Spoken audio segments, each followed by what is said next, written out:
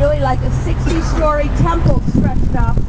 And in case you missed that, Ricardo Bofield has put on it the arches and the pediments that are typical of that kind of a building. So in the short time that we've been together here on the river, we've seen a couple of examples of postmodern buildings and of Beaux-Arts buildings. And now coming up is an Art Deco building. Art Deco was a style of architecture that came here to the United States from France right after the First World War. It is typified by uninterrupted verticals, unadorned verticals, and by setbacks. The setbacks were intended to help to illuminate and ventilate the buildings before we had very fine air conditioning or lighting. The Art Deco building that I'm talking about is the LaSalle building here on the left-hand side of the boat from 1930, designed by architects at Holabird and Root. Notice that in this building and in many of our Art Deco buildings in Chicago, the setbacks make the building look like a throne, a giant throne. In New York, the Art Deco buildings often look more like a tiered wedding cake, but both of them have setbacks that typify them. And LaSalle Wecker's neighbor to the west is the Builders Building. It's from 1927. The original building was designed by architects at Graham, Anderson, Probst, and White.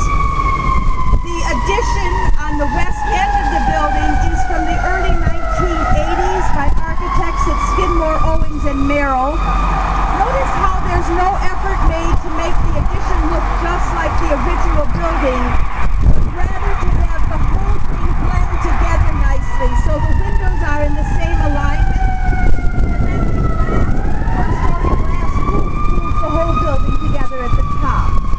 It's called the Builders Building because it was a showcase for the building trades in the booming 1920s. It is uncommon to have even two buildings right next to each other, both by the same architecture firm.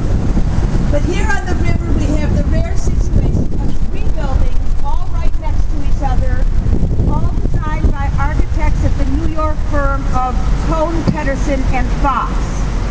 The first of those Cohn, Pedersen, Fox buildings is 225 West Wacker Drive.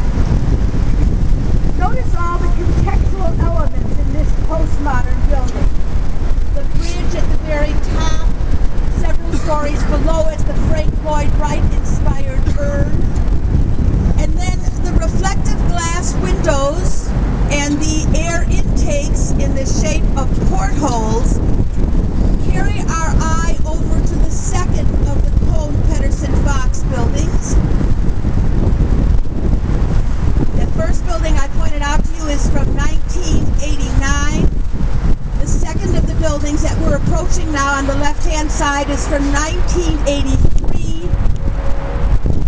This building is often voted both by Chicagoans and by visitors as their favorite building. I'm talking about the building with the two-toned gray stone base and then the identical floors with reflective green glass, and at the very top a setback, a cornice. This building really has a split personality. Here on the river it has this very dramatic curve which corresponds to the curve here in the river.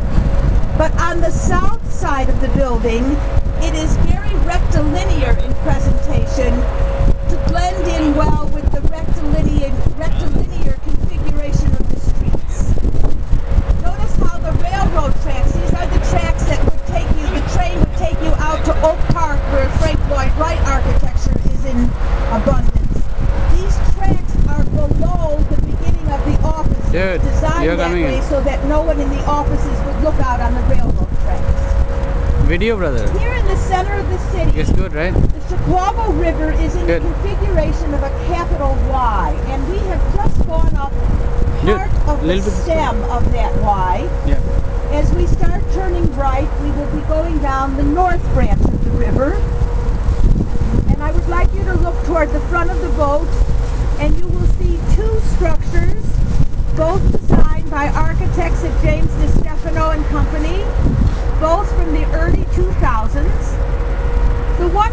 away from the river is called Left Bank. It's a residential property.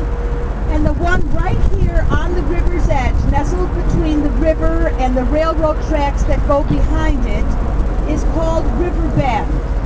You can get a really good view of just how narrow River Bend is because it is nestled between the river and the tracks. It's so narrow, in fact, that they cannot put ramps in there. They could not put ramps in there for the parking cars. The cars are put on elevators to be taken to their parking spaces. This building is what we call a single loaded corridor building. It has, of course, a corridor on each floor, but that corridor is at the very west end of the building, so that all of these condominiums look eastward over the river. Our present mayor, Richard M. Daley, went to San Antonio. He was very impressed with what they had done with their riverfront